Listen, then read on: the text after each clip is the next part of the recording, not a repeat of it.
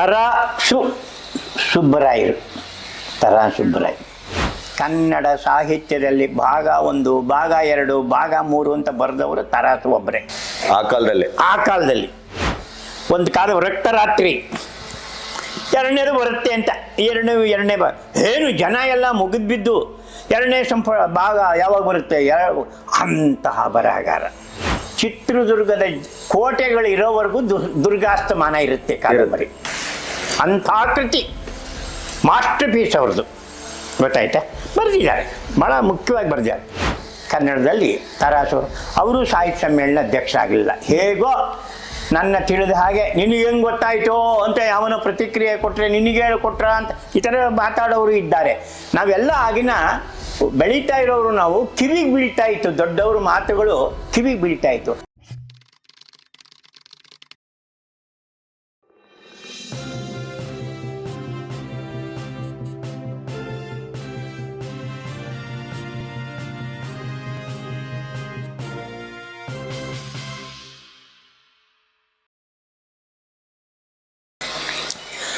ತರಾಸು ಸುಬ್ಬರಾಯರು.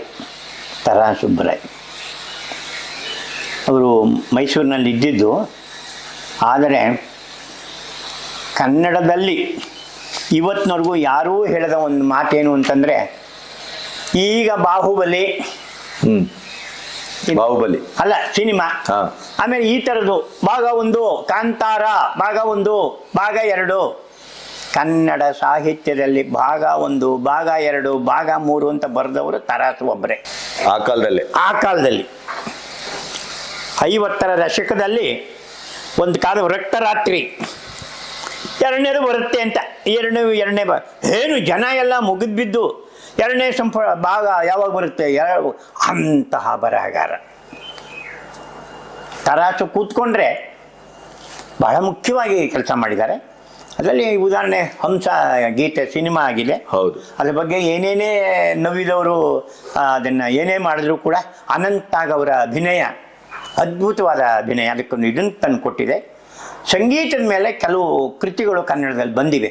ನಾನು ಸಂಗೀತದ ಮೇಲೆ ಬಂದ ಕೃತಿಗಳ ಬಗ್ಗೆನೇ ಮಾತಾಡಬೇಕು ಅಂತಿತ್ತು. ಸುಬ್ಬಣ್ಣದಿಂದ ಹಿಡಿದು ಮಾಸ್ತಿ ವೆಂಕಟೇಶ ಅಯ್ಯಂಗಾರರು ಸುಬ್ಬಣ್ಣ, ಅದು ನೀಳ್ಗತೆ ಆದರೂ ಕೂಡ ಆ ವೆಂಕಟ ಸುಬ್ಬಯ್ಯ ಅಂತ, ಸುಬ್ಬಣ್ಣ ಅಂತಂದರೆ ಅವನೇ ಸುಬ್ಬಣ್ಣ, ವೆಂಕಟಸುಬ್ಬಯ್ಯನ ಸುಬ್ಬಣ್ಣ ಅಂತಿದ್ರು. ಅದೊಂದು ಬಂತು. ಕಿರು ಕಾದಂಬರಿ ಸಂಧ್ಯಾರಾಗ. ಆ ಮಾಸ್ತಿಯವ್ರಿಗೆ ಸಂಗೀತ ಗೊತ್ತಿತ್ತೋ ಇಲ್ವೋ ಕೇಳ್ತಾ ಇದ್ರು ಒಂದು ಅನ್ಕೋಬಹುದು ನನ್ನಟ್ಟೆ. ಅವರು ಸಂಗೀತದ ಪರಿಶ್ರಮ ಇದ್ದವರೆಲ್ಲ, ಅನಕರು ಅದರಲ್ಲೇ ಮುಳುಗಿ ತೇಲ್ದವರು. ಆ ತರಾಸು ಅವರು ಹಂಸಗೀತೆ ಕೊಟ್ಟಿದ್ದಾರೆ ಕನ್ನಡಕ್ಕೆ, ಅದೊಂದು ಅದ್ಭುತವಾದ ಕೃತಿ. ಇರಲಿ, ಅವರಿಗೆ ಮರಣೋತ್ತರ ಕೇಂದ್ರ ಸಾಹಿತ್ಯ ಅಕಾಡೆಮಿ ಅವಾರ್ಡ್ ಬಂದಿದೆ. ಯಾವುದಕ್ಕೆ? ದುರ್ಗಾಸ್ತಮಾನಕ್ಕೆ. ಚಿತ್ರದುರ್ಗದ ಆಮೇಲೆ BL ವೇಣು ಇತ್ಯಾದಿ ಬಂದಿದ್ದಾರೆ, ಏನಾರು ಮಾಡಿದ್ದಾರೆ, ಬೇರೆ ವಿಷಯ. ಚಿತ್ರದುರ್ಗದ ಕೋಟೆಗಳು ಇರೋವರೆಗೂ ದುರ್ಗಾಸ್ತಮಾನ ಇರುತ್ತೆ ಕಾದಂಬರಿ. ಅಂಥ ಕೃತಿ ಮಾಸ್ಟರ್ ಪೀಸ್ ಅವ್ರದ್ದು, ಗೊತ್ತಾಯ್ತಾ? ಬರೆದಿದ್ದಾರೆ, ಭಾಳ ಮುಖ್ಯವಾಗಿ ಬರೆದಿದ್ದಾರೆ. ಆಮೇಲೆ ಮನೆಗೆ ಬಂದ ಮಹಾಲಕ್ಷ್ಮಿ ಅಂತನೋ ಏನೋ ಒಂದು ಕಾದಂಬರಿ ಪ್ರಾರಂಭಕ್ಕೆ ಮಾಸ್ತಿಯವರು ತಿರುಗಿ ಬಿದ್ದರು, ಕದ್ದು ಕಾದಂಬರಿ ಅಂತ. ಮಾಸ್ತಿಯವರು ಯಾರ ಮೇಲೂ ಆ ಥರ ಗಲಾಟೆ ಮಾಡಿದವ್ರು ಅಲ್ಲ. ನಾವು ಇಷ್ಟೊತ್ತು ಕಟ್ಟಿಮನಿ ಬಗ್ಗೆ ಮಾತಾಡುವಾಗ ಹೇಳಿದ್ದು ಅವ್ರ ಮೇಲೆ ತಿರುಗಿ ಬಿದ್ದರು ಅಂತ. ಈ ಸಣ್ಣದೊಂದು ಕೃತಿ ಮೇಲೆ ಮಾಸ್ತಿಯವರು ಇದು ಅವೊಂದು ಬೊಪ್ಪಾಸ ಅದು ಇದು ಇಂಥ ಒಂದು ಅಂತ ಹೇಳ್ಬಿಟ್ಟು ಗಲಾಟೆ ಮಾಡಿಬಿಟ್ರು. ಆಗ ಅವರ ಇದಕ್ಕೆ ಬಂದವರು ಆನಕೃಷ್ಣರಾಯರು ಇರಬಹುದು, ಅದೇ ವಸ್ತು ಇರ್ಬೋದು, ಅದೇ ಕಥೆ ಇರ್ಬೋದು. ಇದು ತರಾಸು ಬರವಣಿಗೆ, ಇದು ಕನ್ನಡದ ಕಾದಂಬರಿ ಅಂಥೇಳಿ ಅವ್ರನ್ನ ಸಂರಕ್ಷಣೆ ಮಾಡಿದ್ದು ಆನಕೃಷ್ಣರಾಯರು. ಹೀಗಿದ್ದರು ಆನಕೃಷ್ಣರಾಯರು. ತರಾಸು ಮೇಲೆ ಭಾಳ ಅಭಿಮಾನಿ ಇತ್ತು. ಬರೀ ಕಿರಿಯ ಗೆಳೆಯ, ಶಿಷ್ಯ ಇತ್ಯಾದಿ ಅಂತ ನೀವು ಏನೇ ಹೇಳಿದ್ರು ಕೂಡ ತರಾಸು ಅವರು ಒಳ್ಳೆಯ ಬರಹಗಾರರೂ ಹೌದು, ಒಳ್ಳೆಯ ಮಾತುಗಾರರೂ ಹೌದು. ತುಂಬ ಚೆನ್ನಾಗಿ ಮಾತಾಡ್ತಾಯಿದ್ರು. ಅವರು ಮೈಸೂರಿನಲ್ಲೇ ಇದ್ದು, ಆಮೇಲೆ ಈ ದುರ್ಗಾಸ್ತಮಾನ ಇವೆಲ್ಲ ಬರೆಯುವಾಗ ಅವರು ಮಲ್ಲಾಡಿಹಳ್ಳಿಯ ಇದಿದೆಯಲ್ಲ ತಿರುಕರ ರಾಘವೇಂದ್ರ ಸ್ವಾಮಿ ಅವರ ಆಶ್ರಯದಲ್ಲಿದ್ದು ಅಲ್ಲಿ ಬರೆದಿರೋದು ಅದನ್ನು. ಅವರು ಚಿತ್ರದುರ್ಗದವರೇ. ತಿರುಕ ಅಂತ ಅವರಿಗೆ ನಾವು ಕಾವ್ಯನಾಮ ಅಂತ ಇಟ್ಕೊಂಡಿದ್ರು. ಮಲ್ಲಾಡಿಹಳ್ಳಿ ಸ್ವಾಮಿ ಅಂತ ನಾವು ಕರೀತಾ ಇದ್ದು. ಅವರಷ್ಟು ಶಿಕ್ಷಣ ಮುಂದೆ ನಾನು ಅವ್ರ ಬಗ್ಗೆನೇ ಮಾತಾಡ್ತೀನಿ, ಅದು ಬೇರೆ ವಿಷಯ. ತರಾಸುಗೆ ಆಶ್ರಯ ಕೊಟ್ಟರು, ತಾಸು ಶಾಮರಾಯರಿಗೆ ಆಶ್ರಯ ಕೊಟ್ಟರು. ಆಮೇಲೆ ಅವರು ಮೂಲತಃ ತೆಲುಗಿನವರು, ಅವರ ಕುಟುಂಬ ತರಾಸು ಅವರ ಕುಟುಂಬ. ಹೇಗೆ ಕಣಗಲ್ ಪುಟ್ಟಣ್ಣ ಅವರು ಟಿ ಎಸ್ ವೆಂಕಣ್ಣಯ್ಯ ಅವರ ಕುಟುಂಬಕ್ಕೆ ಸೇರಿದವರು ಇವರು. ತರಾಸು ಸುಬ್ಬರಾಯರು ತಳುಕಿನ ಏನು ಅವ್ರ ತಂದೆಯವರ ಹೆಸರಿನ ಸು ಅಂದರೆ ಏನೋ ಬರುತ್ತೆ, ಅಲ್ಲ ರಾ ಅಂದರೆ ರಾಮಸ್ವಾಮಿಯವರು ಇರ್ಬೋದು. ತಳುಕಿನ ರಾಮಸ್ವಾಮಿಯವರ ಮಗ ಸುಬ್ಬರಾಯ ಅಂತ. ಅವರ ವೆಂಕಣ್ಣಯ್ಯನವರ ತಮ್ಮನ ಮಗನೋ ಏನೋ ಇರಬೇಕು ಇವರು, ಗೊತ್ತಾಯ್ತು. ಒಳ್ಳೆ ಬರವಣಿಗೆಗಳನ್ನು ಇಟ್ಕೊಂಡು ಬಂದಿದ್ರು. ಇದು ಕುವೆಂಪುನೂ ಕೂಡ ಇವರು ಬರವಣಿಗೆಯನ್ನು ಮೆಚ್ಚಿದ್ದಾರೆ. ಅವ್ರಿಗೆ ಹತ್ತಿರದಲ್ಲೇ ಇದ್ದರು, ಅಲ್ಲೇ ಯಾದಗಿರಿ ಅಂತ ಒಂದು ಬಡಾವಣೆ, ಅಲ್ಲಿ ತರಾಸು ಕೊನೆವರೆಗೂ ಇದ್ದರು. ಅವರು ತೀರ್ಕೊಂಡಿದ್ದು ಯಾತಕ್ಕಾಗಿ ಬಂದಿದ್ರೋ ಗೊತ್ತಿಲ್ಲ, ಬೆಂಗಳೂರಿನಲ್ಲಿ ತೀರ್ಕೊಂಡ್ರು. ಆಗ ನಾನು ಅವ್ರ ಜೊತೆ ಇದ್ದೆ.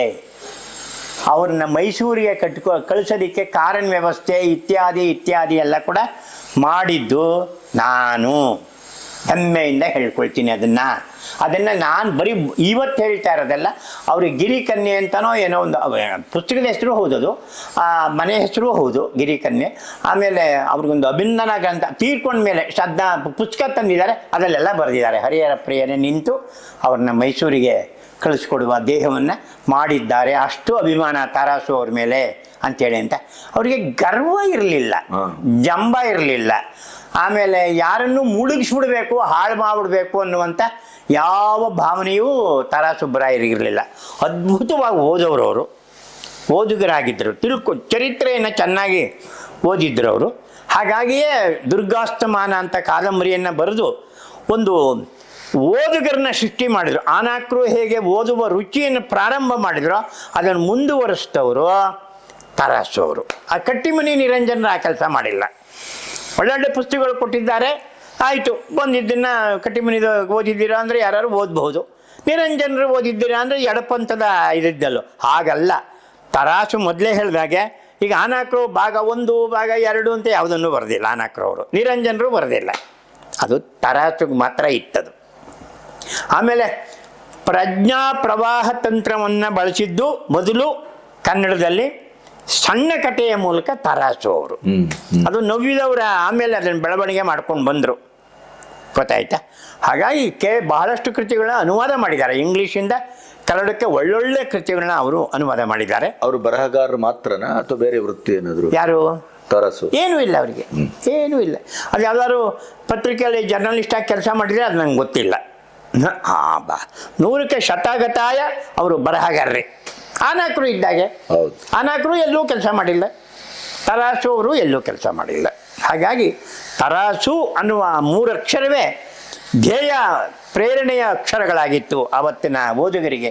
ಹಾಗೆ ಓದಿಸಿದ್ದಾರೆ. ಅವ್ರ ಪುಸ್ತಕಗಳು ಎಲ್ಲವನ್ನೂ ಕೂಡ ಕಾದಿದ್ದು ಓದಿದ್ದಾರೆ. ಗಂಡು ಹೆಣ್ಣು ಅಂತ ಭೇದ ಇಲ್ದಾನೆ ಎಲ್ಲರೂ ಇದ್ದಾರೆ. ಅವರೇನು ಯಾವ ಎಡಪಂಥೀಯರೇನಲ್ಲ, ಅವರು ಎಲ್ಲ ಗೌರವಿಸೋರು. ಭಾರತೀಯ ಸಂಸ್ಕೃತಿಯ ಮೇಲೆ ಅವ್ರಿಗೆ ಅಪಾರವಾದ ಗೌರವ ಇತ್ತು. ಅದೇನು ಮುಚ್ಕೊಳ್ಳೋವಂಥ ವಿಷಯ ಅಲ್ಲ, ಬಚ್ಚಿಟ್ಟ ವಿಷಯನೂ ಅಲ್ಲ. ಹೀಗಾಗಿ ಕನ್ನಡದಲ್ಲಿ ತರಾಸು ಅವರು ಸಾಹಿತ್ಯ ಸಮ್ಮೇಳನ ಅಧ್ಯಕ್ಷ ಆಗಲಿಲ್ಲ. ಹೇಗೋ ನನ್ನ ತಿಳಿದ ಹಾಗೆ ನಿನಗೆ ಹೆಂಗೆ ಗೊತ್ತಾಯಿತೋ ಅಂತ ಯಾವನೋ ಪ್ರತಿಕ್ರಿಯೆ ಕೊಟ್ಟರೆ ನಿನಗೆ ಹೇಳಿಕೊಟ್ರ ಅಂತ ಈ ಥರ ಮಾತಾಡೋರು ಇದ್ದಾರೆ. ನಾವೆಲ್ಲ ಆಗಿನ ಬೆಳೀತಾ ಇರೋರು ನಾವು ಕಿವಿಗೆ ಬೀಳ್ತಾ ಇತ್ತು, ದೊಡ್ಡವರು ಮಾತುಗಳು ಕಿವಿಗೆ ಬೀಳ್ತಾ ಇತ್ತು. ಆ ಕಿವಿಗೆ ಬೀಳ್ತಾ ಇರೋಲ್ಲಿ ಏನು ಅಂತಂದರೆ ಹಾಮಾನಾಯಕರು ಇಲ್ಲದೆ ಹೋಗಿದ್ದಿದ್ದರೆ ದುರ್ಗಾಸ್ತಮಾನಕ್ಕೆ ಬರ್ತಿರಲಿಲ್ಲ ಅಂತ ನಾನು ಕೇಳಿದ್ದೀನಿ. ಹಾಮಾನಾಯಕರು ಮಾಡಿದ್ದಾರೆ. ಹಾಮಾನಾಯಕರು ಇದು ನಾವು ಟೀಕೆ ಮಾಡೋದು ಬೇರೆ ವಿಷಯ. ಕನ್ನಡದ ವಿಷಯ ಬಂದರೆ, ಕನ್ನಡದ ಸಾಹಿತ್ಯಗಳ ವಿಷಯ ಬಂದರೆ ಎಲ್ಲಿ ಬೇಕಾದ್ರೂ ಕೂಡ ಟೇಬಲ್ ಗುದ್ದಿ ಮಾತಾಡ್ತಾರೆ. ಅದು ಜವರೇಗೌಡರಿಗೆ ಇಲ್ಲ. ಜವರೇಗೌಡರಿಗೆ ಅಂದರೆ ಮೈಸೂರಿನ ಅಥವಾ ಕರ್ನಾಟಕದ ಪ್ರಾಂತ ಅಷ್ಟೇ. ನೀವು ಒಳ್ಳೆಯದು ಮಾಡ್ಬೋದು, ಕೆಟ್ಟದ್ದು ಮಾಡ್ಬೋದು. ಅದು ಕರ್ನಾಟಕಕ್ಕೆ ಸೀಮಿತ ಆಯಿತು. ಹಾಮಾನಾಯಕರಲ್ಲ, ಭಾರತಕ್ಕೆ ಅವರು ಇದ್ದಿದ್ದರು. ನಾನು ಅಂತಾರಾಷ್ಟ್ರೀಯ ಮಟ್ಟದಲ್ಲಿ ಅವ್ರು ಬೆಳೀಲಿಲ್ಲ, ಅದು ಬೇರೆಯವ್ರಿಗೆ ಸೊತ್ತದು ಬಿಟ್ಬಿಡೋಣ. ಭಾರತದಲ್ಲಿ ಯಾವುದೇ ಭಾಷೆಯವರು ಹಾಮಾನಾಯಕರ ಮಾತನ್ನು ತೆಗಿತಾ ಇರಲಿಲ್ಲ. ಅಷ್ಟು ಗೌರವವನ್ನು ಸಂಪಾದಿಸುವ. ಅದಕ್ಕೆ ಕಾರಣ ಏನು? ಇವರು PhD ಮಾಡಿದ್ದು ಬಂಗಾಲದಲ್ಲಿ. ಸುನೀತಿ ಕುಮಾರ ಚಟರ್ಜಿ ಅಂತನೋ ಏನೋ ಇರ್ಬೋದು ಇವ್ರ ಗೈಡು. ಹಾಗಾಗಿ ಅವ್ರದ್ದೆಲ್ಲ ಪ್ರೀತಿ ವಿಶ್ವಾಸ ಹಾಮನಾಯಕರು ಗಳಿಸ್ಕೊಂಡು ಮೈಸೂರಿಗೆ ಬಂದಿದ್ರು ಅವರು ಒಳ್ಳೆಯ ಮತ್ತೆ ಎಲ್ಲ ಭಾಷೆ ಮೇಲೆ ಹಿಡ್ತಾ ಇತ್ತು. ಆಯ್ತು ಅವರು ಫೋಕ್ಲೋರ್ ಬಗ್ಗೆ, ಜಾನಪದದ ಬಗ್ಗೆ, ಜಾನಪದ ಸ್ವರೂಪ ಅಂತ ಬರೆದಿದ್ದಾರೆ ನಾಯಕರು. ಅವ್ರ ಬಗ್ಗೆ ಮಾತಾಡುವಾಗ ಅದನ್ನೆಲ್ಲ ಮಾತಾಡೋಣ, ಅವ್ರ ಬಗ್ಗೆನೂ ಮಾತಾಡೋಣ, ಜವರೇಗೌಡರ ಬಗ್ಗೆನೂ ಮಾತಾಡಬೇಕು. ಒಂದೇ ಮುಖದಲ್ಲೇನು ನಾವೇನು ಅವ್ರನ್ನ ಖಂಡಿಸಿ ತುಂಡರಿಸಿ ಇವರೇನೂ ಅಲ್ಲ ಅಂತ ಹೇಳೋ ಅಂಥ ಅಗತ್ಯ ನಮಗಿಲ್ಲ. ನಾನು ಎಲ್ಲವನ್ನೂ ಆ ಕಡೆ ಈ ಕಡೆ ಎರಡನ್ನೂ ಬಲ್ಲೆ. ಆದ್ದರಿಂದ ತರಾಸು ಅವರಿಗೇನಾದರೂ ತೀರಿಕೊಂಡ ನಂತರ ಮರಣೋತ್ತರ ಅಂತ, ಯಾಕಂದ್ರೆ ಆ ಹಬ್ಬ ಪ್ರಕಟ ಆದ ವರ್ಷ ಅವ್ರು ಇದ್ರಲ್ಲ, ಅದನ್ನು ಹಿಡಿದು ಮರಣೋತ್ತರ ಅನ್ನೋದನ್ನು ಪ್ರಾರಂಭ ಮಾಡಿ ತರಾಸುಗೆ ದುರ್ಗಾಸ್ತಮಾನಕ್ಕೆ ಮಾಡಿಕೊಟ್ಟಾಗ ಒಂದು ರೀತಿ ಪ್ರಗತಿಶೀಲರಿಗೆ ಅನ್ಯಾಯ ಆಗ್ಬಿಡ್ತಾ ಇತ್ತಲ್ಲ, ಅದನ್ನು ತಪ್ಪಿಸಿದ್ರು ಅಂತ ನನ್ನ ಭಾವನೆ. ಹಾಮನಾಯಕರು ಹೌದು. ಅದರಿಂದ ಅದು ಒಳ್ಳೆ ಕೆಲಸ ಮಾಡಿದ್ದಾರೆ ಅಂತಾನೆ ಇವತ್ತಿಗೂ ಹೇಳ್ಬೋದು, ಅವತ್ತು ಹೇಳ್ತಿದ್ದು ಇವತ್ತಿಗೂ ಹೇಳ್ಬೋದು. ಆ ಪುಸ್ತಕಕ್ಕೆ ಕೊಟ್ಟಿದ್ದು ಭಾಳ ಸೂಕ್ತವಾದದ್ದು. ಅದು ಮಿಕ್ಕವರಿಗೆ ಅನಾಕರಿಗೆ ಬರಲಿಲ್ಲ, ಇವರಿಗೆ ನಿರಂಜನರಿಗೆ ಬರಲಿಲ್ಲ. ಅದು ಕೋಚನ್ ಬಸಪ್ಪ ಅವ್ರಿಗೂ ಕೇಂದ್ರ ಸಾಹಿತ್ಯ ಅಕಾಡೆಮಿ ಅವಾರ್ಡ್ ಬರಲಿಲ್ಲ. ಆಮೇಲೆ ಮುಂದೆ ಮಾತಾಡೋಣ, ಅದು ಬೇರೆ ವಿಷಯ. ಈಗ ಸದ್ಯಕ್ಕೆ ತರಾಸು ಅವರ ಕೊಡುಗೆ ದೊಡ್ಡದು ಅನ್ನೋದ್ರಲ್ಲಿ ನನಗೇನು ಅನುಮಾನವೇ ಇಲ್ಲ. ಅವರ ಕುಟುಂಬ ಅವರು ಅಂಬುಜಮ್ಮ ಅಂತ ಇದ್ರು. ಆಮೇಲೆ ಅಲ್ಲೂ ಒಬ್ಬ ತರಾಸು ಅವರಿಗೆ ಈ ಸಾಮಾನ್ಯವಾಗಿ ಈ ಸಾಹಿತಿಗಳಿಗೆ ಒಬ್ಬೊಬ್ಬರು ಇರ್ತಾರಲ್ಲ ಸ್ಟೆನೋಗ್ರಾಫರ್ ಥರ, ಅವರು ಇವರು ಇದ್ದಂತೆ. ಅವ್ರ ಹೆಸರು ಬೇಡ, ಎಲ್ಲರಿಗೂ ಭೈರಪ್ಪನವ್ರಿಗೂ ಇದ್ದರು, ಕಾರಂತರಿಗೂ ಇದ್ದರು, ಏನೇನೋ ಎಲ್ಲರೂ ಇದ್ದರು. ಆದರೆ ಇವರಿಗೆ ಪ್ರಭಾಕರ್ ಅಂತ ಹುಡುಗ, ಪ್ರಭಾಕರ್ ಅಂತ, ಅವನ ಬದುಕಿ ಆಗೋಗಿತ್ತು ಅಂದರೆ ಇವನೇ ಎರಡನೇ ತರಾಸು ಅನ್ನೋ ಥರ. ಹೌದೌದು, ಅಷ್ಟು ನಿಷ್ಠೆಯಿಂದ ಆತ ಪ್ರಭಾಕರರು ಪಾಂಡುಪುರದವನು ಇರಬೇಕು ಅಂತ ಕಾಣಿಸುತ್ತೆ. ನಂಗೆ ಗೊತ್ತಿಲ್ಲ, ನನಗೂ ಭಾಳ ಬೇಕಾದಂಥ ನನ್ನ ಗೆಳೆಯ, ನನ್ನ ವಯಸ್ಸಿನ ವ್ಯಕ್ತಿ ಪ್ರಭಾಕರರು. ತರಾಸುಗೆ ತುಂಬ ಅವರು ಬಿಟ್ಟಿದ್ದು, ಮಾಡಿದ್ದು, ಮಟ್ಟಿದ್ದು ಎಲ್ಲ ಆತ ಅದನ್ನು ಮಾಡಿದಾನ, ಆತ ಮುಂದುವರಿಸಿದಾನ ಅದನ್ನು. ಈಗ ಏನಾಗಿದ್ದಾರೋ ಪ್ರಭಾಕರ್ ಇದ್ದಾರೋ ಇಲ್ವೋ ನಂಗೆ ಗೊತ್ತಿಲ್ಲ. ಈ ಮೂಲಕ ಗೊತ್ತಾಗಬೇಕು. ನಮ್ಮ ಗಣಪತಿ ಚಾನಲ್ಲು ಅಲ್ಲಿಗೆ ಮುಟ್ಟಿಸ್ಬೇಕು. ಅದನ್ನು ಇದ್ರೆ ಸಂತೋಷ. ಆತ ಅವರ ಎಲ್ಲ ಇದನ್ನು ಹಿಂದಿನ ಕೃತಿಗಳೆಲ್ಲ ತೆಗೆದು ಮಾಡಿ ಅಪೂರ್ಣವಾಗಿದ್ದು. ಅಂಬುಜಮ್ಮ ಮಗು ಥರ ನೋಡ್ಕೊಂಡಿದ್ದಾರೆ ತರಾಸು ಅವ್ರನ್ನ, ಅದರಲ್ಲೇನು ಇಲ್ಲವೇ ಇಲ್ಲ. ಆದರೆ ಇವ್ರಿಗೂ ನಾನು ಕೆಟ್ಟದ್ದು ಅಂತ ಹೇಳ್ತಾ ಇಲ್ಲ. ಅನಾಕರು ಸಿಗರೇಟ್ ಸೇದವರು, ಆದರೆ ತರಾಸು ಅವರು ಚೈನೀಸ್ ಸ್ಮೋಕರ್. ಸಿಗರೇಟಿಂದಲೇ ಸಿಗರೇಟ್ ಹತ್ತಿಸ್ಕೊತಾ ಇದ್ರು. ಆ ಥರ ಸೇದಿ ಅವರು ಶ್ವಾಸಕೋಶ ಡಾಕ್ಟ್ರು ಹೇಳಿದ್ರಂತೆ ಅಷ್ಟೊಂದು ಸಿಗರೇಟ್ ಸೇದಬಾರ್ದು ಅಂತ ಹೇಳಿದ್ರಂತೆ. ಅವರು ಕೃಷಿರಾಗ್ಬಿಟ್ಟಿದ್ದರು. ನೋಡಿದ್ದೆ ನಾನು, ಅವ್ರ ಮನೆಗೆ ಹೋಗ್ತಾ ಇದ್ದೆ ಯಾದಗಿರಿಲಿದ್ದಾಗ. ನಾನು ಕಂಡ್ರೆ ಅವರಿಗೆ ಏನೋ ಒಂದು ವಾತ್ಸಲ್ಯ ಅವರಿಗೆ, ತರಾಸು ಅವರಿಗೆ. ನೀನು ನಿಲ್ತೀಯ, ಹೋರಾಟ ಮಾಡ್ತೀಯ, ನಿಂದೇ ಆದ ಇದಿದೆ ನಿನಗೆ ಒಂದು ಅಂತ ಹೇಳಿ ಅನ್ನೋರು. ನೀನು ಒಬ್ಬನೇ ಆದರೂ ಹಿಂದೆ ಮುಂದೆ ನೋಡಬೇಡ, ನಾವೆಲ್ಲ ಹಾಗೆ ಬೆಳೆದಿರೋದು ಅಂತ ಹೇಳಿ ನನ್ನನ್ನು ಉರಿದುಂಬಿಸೋರು ತರಾಸು ಅವರು. ಆ ಪುಣ್ಯ ಪುರುಷ ಏನೇ ಇರಲಿ ಕನ್ನಡಕ್ಕೆ ಕೊಟ್ಟಿರೋದು ಭಾಳ ಒಳ್ಳೆಯದು. ಅವರ ಸಮಗ್ರ ಮರುಮುದ್ರಣಗಳಾಗ್ತಾ ಇರಬಹುದು, ಯಾವುದಾದ್ರು ಪ್ರಕಾಶಕರು ಮಾಡ್ತಾ ಇರ್ಬೋದು, ಆದರೆ ಸಮಗ್ರ ಬಂದಿಲ್ಲ. ಕಟ್ಟಿಮನಿ ಅವ್ರದ್ದು ಬಂದ ಹಾಗೆ ಬಂದಿಲ್ಲ ಅಂತ ನನ್ನ ಅಭಿಪ್ರಾಯ. ಬರಬೇಕು ಸಂಸ್ಕೃತಿ ಇಲಾಖೆ ಅಥವಾ ಸರ್ಕಾರ ಅದನ್ನು ಮಾಡಿದರೆ ಸೂಕ್ತ. ಇನ್ನು ಪರಿಷತ್ತಿನಿಂದ ನಾವು ಏನನ್ನೂ ನಿರೀಕ್ಷಕ್ಕೆ ಸಾಧ್ಯ ಇಲ್ಲ. ಪರಿಷತ್ತನ್ನೇ ನಾವು ಬಚಾವ್ ಮಾಡಬೇಕೀಗ, ಪರಿಷತ್ತನ್ನೇ ಉಳಿಸ್ಬೇಕಾದ ಸ್ಥಿತಿಯಲ್ಲಿ ಇದ್ದೀವಿ ನಾವು. ನಾನು ಅದು ಪರಿಷತ್ತಿನ ವಿಷಯ ಮಾತಾಡಲ್ಲ. ಆದರೆ ತರಾಸು ಅವರ ಸಮಗ್ರ ಸಾಹಿತ್ಯ ವಾಲ್ಯೂಮ್ ಟುಗೆದರ್, ಅದಕ್ಕೆ ಕಲಬುರ್ಗಿ ಅಂತವ್ರು ಬೇಕು. ಇಲ್ಲಿ ಯಾರೂ ಇಲ್ಲ. ಜವರೇಗೌಡರು ಇದ್ದರೆ ಮಾಡ್ತಿದ್ರೋ, ಹಾಮನಾಯಕರಿದ್ದರೆ ಮಾಡ್ತಿದ್ರೋ ನನಗೆ ಗೊತ್ತಿಲ್ಲ. ಆ ಪ್ರಭಾಕರನ್ನೇ ಮುಂದೆ ಇಟ್ಕೊಳ್ಬೇಕಾದ್ರೆ ಅವ್ರ ಸಮಗ್ರ ಸಾಹಿತ್ಯ ಯಾವ್ದಾದ್ರು ಒಂದು ಸಂಸ್ಥೆ ಮಾಡಿದರೆ ನಿಜವಾಗ್ಲೂ ಕೂಡ ಇವತ್ತೂ ಕೂಡ ಓದಬಹುದಾದಂತಹ ತೂಕ ಇರುವಂತಹ ಪುಸ್ತಕಗಳನ್ನು ತರಾಸು ಅವರು ಬರೆದಿದ್ದಾರೆ. ಇದು ನನ್ನ ಅಭಿಪ್ರಾಯ.